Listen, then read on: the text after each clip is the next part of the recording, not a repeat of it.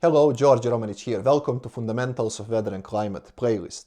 During hot summer days, people often say it is not high temperature that is bothering me, it is moisture in the atmosphere that is bothering me.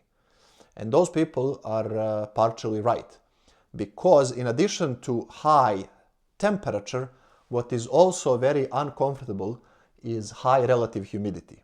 So not necessarily high moisture, but high relative humidity.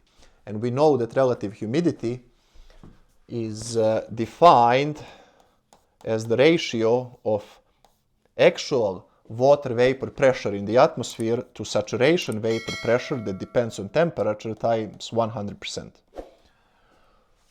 Now, we also know that relative humidity equals 100% means that the air is saturated with water vapor. The actual or partial pressure of water vapor equals saturation vapor pressure, therefore 100%. And the smaller the relative humidity, the bigger the difference, the bigger the ratio between the amount of water vapor in the air and the amount of water vapor that is needed for saturation. So in other words, when relative humidity is 100%, basically there is no net evaporation.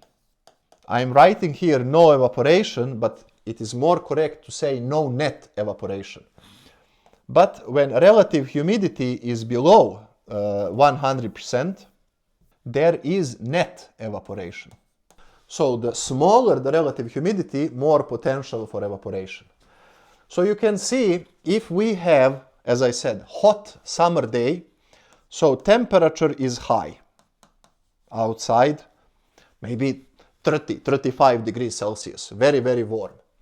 And now, during this high temperature day, we have two options. Option number A, or option A, relative humidity is 100%. Let's think what will happen in this case.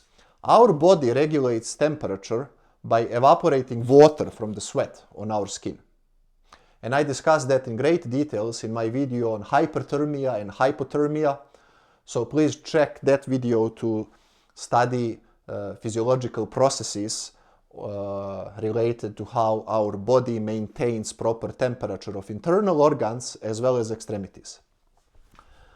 But given what I just said, that our body reduces temperature of the skin and then consequently entire body through evaporation during hot days, well, if relative humidity is 100% or close to 100%, then there is no evaporation.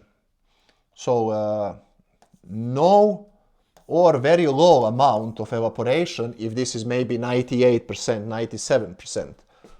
Well, that further means we will feel very, very warm. Because, in other words, to make it in a layman term, atmosphere is full of water vapor with respect to saturation, and it's not thirsty. The atmosphere doesn't need water from our skin, and therefore we will not evaporate anything, and therefore we will feel very, very warm. But option number B is if relative humidity is low, let's say 40%, 50%, 30%, then we will have a lot of net evaporation of water from our skin. And because evaporation is a process that decreases temperature of the medium, namely temperature of our skin, we will feel more comfortable.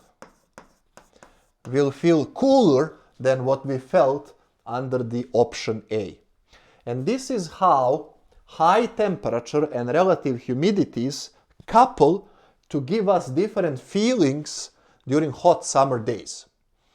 If temperature is high and relative humidity is high, we will feel very bad, very poorly.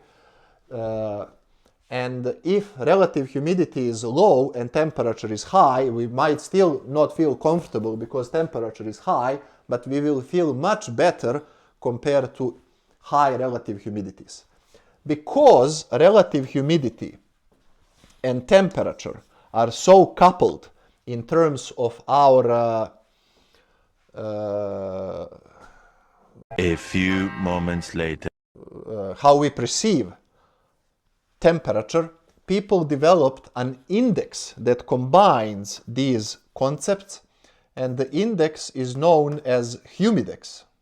And it is an empirical formula that has temperature in degrees Celsius plus 0.5555, partial pressure of water vapor, this one,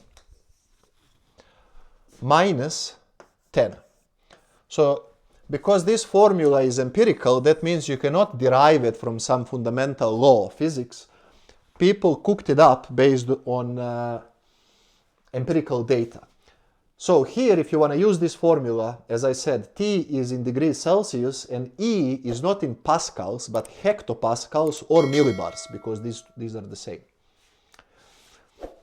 I told you that this formula couples T and RH, but you say, I don't see RH here. Well, you see it because for given T, we know what is ES. And then you can express E from relative humidity, because in this formula, E is equal RH times ES divided by 100. So if you know relative humidity outside and you know temperature, then you also know ES, so you can plug that in here, and that's how relative humidity is coupled with temperature over here. So high values of Humidex mean that our body will perceive temperature as much warmer than what it actually is, air temperature outside, because relative humidity is very, very high. So I calculated this Humidex for different values of relative humidity and different values of temperature, and that's what I will show you now in next slide. Behind me is a table that connects degrees of discomfort of humans and Humidex. So we can see that for the values of Humidex below 30, there is basically no discomfort. Some discomfort below between 30 and 39, and then more discomfort when the Humidex values exceed 40, particularly after 46, where we have danger of heat stroke, and heat stroke is imminent when the heat index or Humidex exceeds 54 degrees. Now, in those cases, particularly people that have cardiovascular issues should stay inside and do not exert some physical activity. If we go to the next and the last slide, then here I calculated values of Humidex for different values of relative humidity, top row, and this column is temperature in degrees Celsius. So the red are very, very alarming and dangerous values, and then the more cold the colors are, the less alarming the situation, as you saw in the previous slide. So if we, for example, I don't know, combine temperature of the air that is 35 degrees Celsius with relative humidity of 80%, we get that Humidex is 54. That means our body would perceive outside temperature as if it was 54 degrees Celsius, but it's actually 35. 54 is extremely high temperature, so we would feel very, very uncomfortable, dangerous temperature, dangerous levels, but the actual temperature is actually 34. We would perceive this value because it's very high relative humidity, so potential for evaporation of water from our sweat that is on our skin is very low, and therefore our body can poorly regulate internal temperature. This was video on Humidex. Please make sure to like and subscribe, share this video. There are many practical applications of this, so it's very important for general public to understand what is Humidex and what Humidex is not. Until next video, goodbye.